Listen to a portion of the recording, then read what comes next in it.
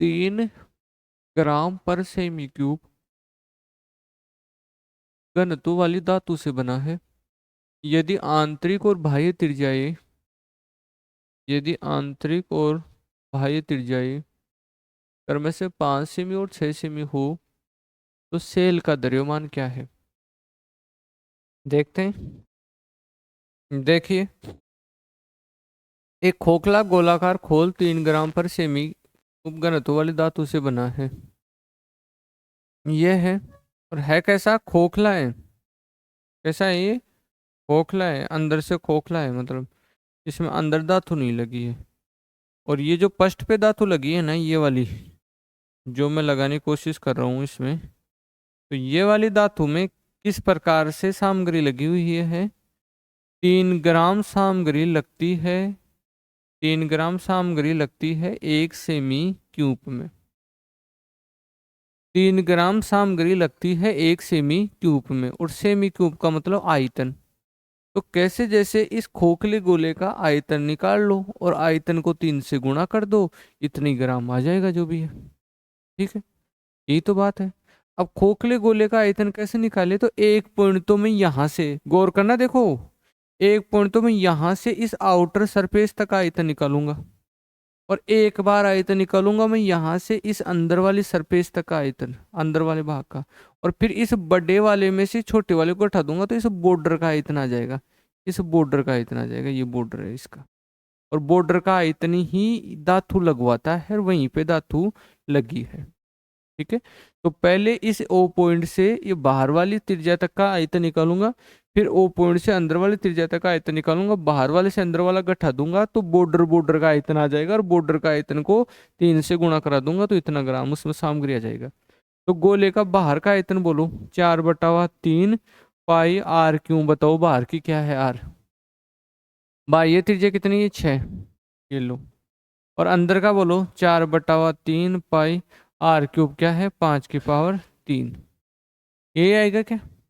तो क्या इस गोले की सतह का, बाहर वाले का जो धातु है उसका 4/3 पाई की जगह 22/7, और अंदर 216 में से 125 घटा दूं, कितना बच जाएगा? 216 - 125, यही होगा। तो 1 9 91, 91 में 7 का भाग जाता है कि 13 बार जाता है, बस इतना। और बटाओ में 3, इतना सेमी क्यूब इसका आयतन है। और 1 सेमी क्यूब में 3 ग्राम होता है, तो 3 से गुणा कराते ही ग्रामों में चला जाएगा ये। तो क्या 4/3 गुणा 22 गुणा 13 और गुणा 3, और इतना ग्राम हो गया क्या? ये सेमी क्यूब शब्द गाई पुआर, इसकी जगह 3 ग्राम लिख लिया गया। लो, अब ग्राम आ गया, अब 3 से 3 कट गया, और ये हो गया 88 × 13। 88 को 13 से गुणा करो, 13 × कितना होता है? 104। 10, और फिर वापस से 104, 10 कितना होगा? 114। तो 1144 ग्राम, और 1144 ग्राम पहला ऑप्शन ही था। ठीक है बात। तो आगे जैसे बेलन वगैरह का भी आएगा प्रश्न, ऐसा खोखला बेलन रहेगा तो उसका भी क्या होगा? बाहर की त्रिज्या में से अंदर की त्रिज्या से ऐसे सोलूंगे।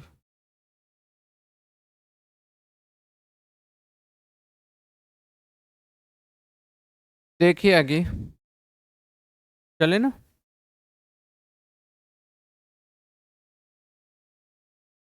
एक अर्धगोले का आयतन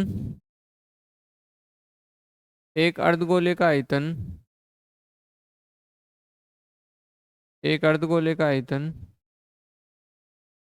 1,55,232 सेमी क्यूब है। इस अर्धगोले की त्रिज्या क्या है?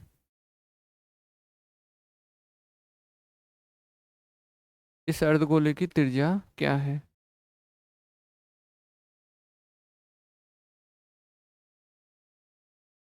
देखिए कैसे करते हैं ऐसे प्रश्नों को।